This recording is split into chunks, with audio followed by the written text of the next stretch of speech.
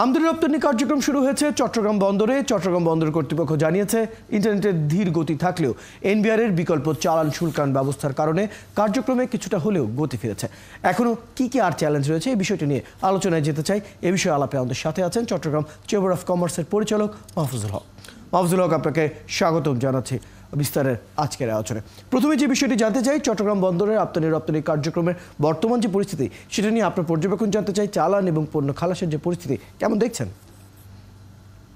ধন্যবাদ আপনাকে।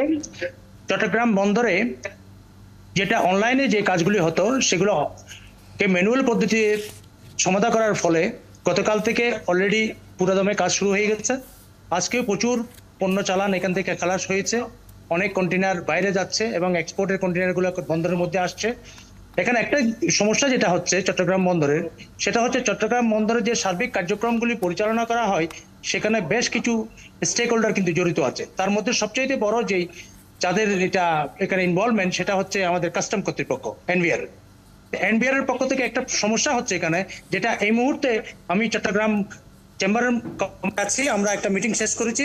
চট্টগ্রাম বন্দর কাস্টম সবার প্রতিনিধিরা এখানে উপস্থিত ছিলেন এবং আমাদের লোকাল এমপি মহোদয় ছিলেন। এখন সমস্যা যেটা হচ্ছে সেই সমস্যাটা হচ্ছে, আমরা যদি এখানে স্ক্যানিং মেশিন যদি পর্যাপ্ত পরিমাণে এখানে কাজ না করে, যেটা এতদিন পর্যন্ত যে স্ক্যানিং মেশিনগুলো কাজ করে আসছিল, এখন যেটা সমস্যা হচ্ছে একটা প্রাইভেট কোম্পানি কর্তৃক পরিচালনা হয়ে আসছিল। কিন্তু রিসেন্টলি কাস্টম কর্তৃপক্ষ নতুন যে স্ক্যানারগুলো স্থাপন করার জন্য উদ্যোগ নিয়েছেন, সেই জায়গায় কিন্তু একটা ব্যুরোক্রেটিক একটা সমস্যা কিন্তু সৃষ্টি হয়েছে। আমরা যেটা মনে করছি, আজকে এটা আমাদের সবাই আলোচনা হয়েছে, এই মুভমেন্টে এই সমস্যাটা যদি আমরা শেষ করতে পারি, তারপরে আমার মনে হয় চট্টগ্রাম বন্দরের যে উদ্যোগ নিয়েছেন চট্টগ্রাম কাস্টম কর্তৃপক্ষ সাথে একসাথে কাজ করার জন্য, এবং চট্টগ্রামের যারা clearing forwarding shipping agent transport authority থেকে শুরু করে সব সংস্থা কিন্তু একসাথে সবাইকে আমরা সম্পৃক্ত করে আমাদের কাজগুলি সমাধান করছি। তো আমরা আশা করছি আপনাদের কার্যক্রম আসলে আগের মতোই গতি ফিরে পাবে। আরেকটি বিষয় আপনার কাছে জানতে চাই মাহফুজুল হক, আমরা এর আগের আলোচনায় আমরা যেটি জানতে পেরেছিলাম, পোশাক শিল্প খাতের বেশ কিছু স্টেক হোল্ডাররাও আমাদের সাথে ছিলেন। আসলে পণ্য খালাসে কোনো ঝামেলা হচ্ছে কিনা? কারণ চট্টগ্রাম বন্দরে আমরা অনেক সময় দেখা যায় যে পণ্য যদি বেশি সময় বা বেশি দিন রাখা হয়, নির্ধারিত সময়ের চেয়ে বেশি, সেটা একটি ড্যামারেজ কস্ট রয়েছে। এই রকমের একটি পরিস্থিতি যখন সাম্প্রতিক সময় যেটি গেল, তার উপরে কি কোনো ড্যামারেজ কস্ট আসলে আরোপ করা হচ্ছে বা হবে কিনা? না, দেখুন, আমি চট্টগ্রাম বন্দর তো গতকালকে একটা অস্বাভাবিক পরিস্থিতি বিরাজ করছিল বলে সেটাকে আমরা স্বাভাবিক করার জন্য বেশ কিছু উদ্যোগ নিয়েছি। আপনি জানেন এখানে বন্দর এবং কাস্টমসের যে কাজগুলি হয়, মোস্ট অফ দি কাজ কিন্তু আমরা অনলাইনে করে থাকি ইন্টারনেটের মাধ্যমে। ইংল্যান্ডের বিপর্যয়ের কারণে এখানে ডেলিভারিতে বেশ কিছু সমস্যা হচ্ছিল এবং এক্সপোর্ট কার্গোগুলো সময় মতো পৌঁছাচ্ছিল না। তো এই ছোটখাটো যে বিষয়গুলি আছে ওগুলিকে আমরা দুই সংস্থা খুব আন্তরিকতার সাথে কাজ করে আমাদের ব্যবসায়ীদের যে অন্যান্য যে স্টেক হোল্ডারগুলি আছেন সবার সম্মিলিত প্রচেষ্টার মাধ্যমে একটা গতি ফিরেছে। এখন যেই দুই একটা বিষয় আমি বলেছি, ডেলিভারি ক্ষেত্রে যে আমাদের স্ক্যানিং মেশিনের যে সমস্যাটা আমরা পরিলক্ষিত হচ্ছে, সেটা যদি সমাধান হয়, অলরেডি কাস্টম কর্তৃপক্ষকে আমাদের স্থানীয় সংসদ সদস্য মেলতি মহোদয় সেটা উনি বিষয়টি নিয়ে কথা বলেছেন এবং উদ্যোগ নিয়েছেন।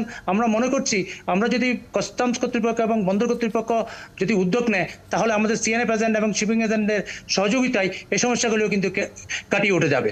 এখন অন্যান্য যে ছোটখাটো যে কিছু প্রবলেমগুলি আছে, যেগুলি আমাদের আমলাতান্ত্রিক কিছু জটিলতা আছে, যেমন বেশ কিছু সংস্থা থেকে একটা মাল ক্লিয়ার করতে হলে এনওসি নিতে হয় বা ডেলিভারি অর্ডার নিতে হয়, এইসব পর্যায়ে কিন্তু সবাইকে এক ছাতার নিচে এসে কাজ করলে পরে হয়তো আমরা দ্রুত এই সমস্যাগুলো আমরা সমাধান করতে পারবো।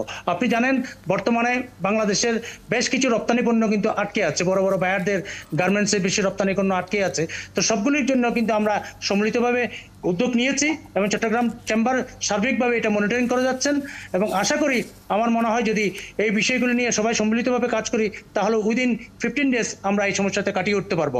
আরেকটা বিষয় আমরা একটু বলতে চাই, এখানে বেশ কিছু ব্যবসায়ী এরা পণ্য কিন্তু খালাস করতে পারে না এই জটিলতাগুলির কারণে।